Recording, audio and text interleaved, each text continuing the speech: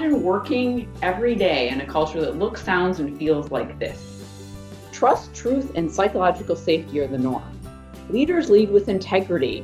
They tell the truth, they listen to the truth, and they take risks. Imagine understanding your culture so deeply that as a group and as an entity, you could guide it. You could guide your culture forward into its best and most brilliant state.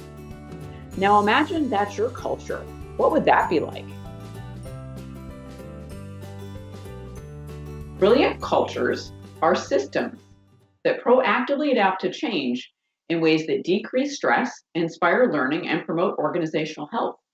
They're cultures that really bring out the invention, the energy, and the intelligence in people. And I believe that if we can actually change the culture of our businesses, we can change the world. And that's one of the reasons I created the Cultural Brilliance System, was to give organizations an opportunity in a step-by-step way to literally transform their cultures into something I call brilliant cultures. One of the things I noticed as I've worked in organizations for almost the past 20 years as both a consultant and executive coach is how much potential is left on the table in almost every company I go into. And a lot of that potential is in the people, but more importantly, a lot of that potential lies in the culture itself. Because the organization, despite in most cases best intentions, has not been able to really get to the core of the brilliance of its particular culture, to understand what makes the culture tick, to understand it in a really deep way so that they can make conscious and intentional changes to the cultural design. And that's what we're really talking about with the Cultural Brilliance System, is how can we consciously design and intentionally integrate a brilliant culture, a culture that proactively adapts to change so that people's stress levels decrease, they're inspired to learn on a daily basis, and the overall health of the organization is optimal.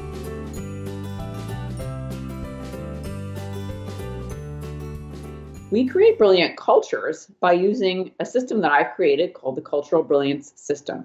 The Cultural Brilliance System is a 3-phase process designed to help you deeply understand your culture, design the culture you really need, and then help you integrate that within your organization. So the first phase of the process is called authenticity.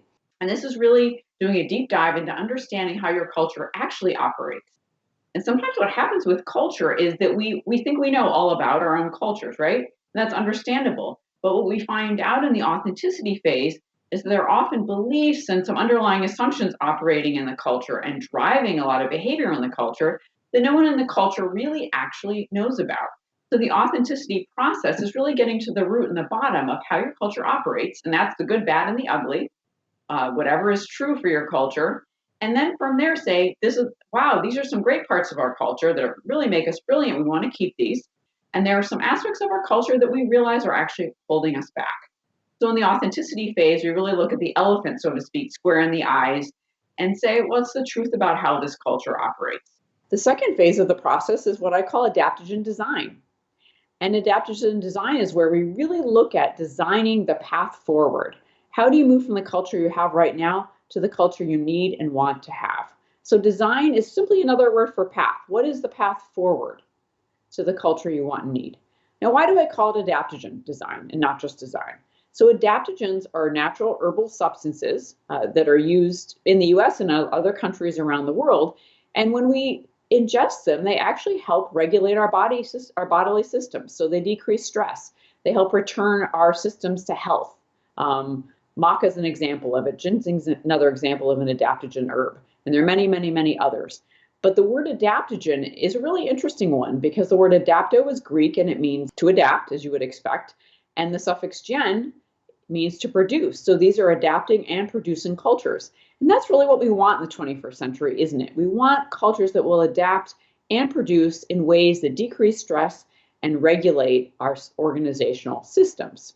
So once we've gone through the adaptogen design process and really looked at designing the culture at 3 levels, which are mindset, behavior, and systems or structure, we then move to the third phase of the process, which is aware integration.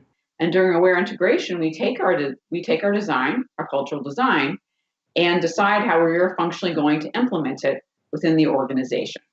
Now, interestingly, what happens in this 3-phase process as we start in the authenticity phase, some of the adaptogen design begins to emerge, right? And then we take the adaptogen design that's emerging and we formalize it, and we try it out, we prototype it, we make sure it works. And as we're doing that, what we start to notice is, in fact, some of the ways that we'll implement it and integrate it start to emerge. So when we get to aware integration, we actually know a lot about the culture, the design, and how we might want to implement and integrate some of these cultural design changes. So we want to bring in the new mindsets that we've designed, the new behaviors, and any new systems or processes or structures, and intentionally and consciously implement and integrate them into the organization. So the cultural design itself is in alignment with where your company wants to go. So we're already, by the time we get to aware integration, people have learned a lot. People have learned a lot about themselves, their culture, and their organization. And they're much more self-aware, and they're much more aware of the culture. So when they come to this final phase, they can do so with a lot of consciousness and intention.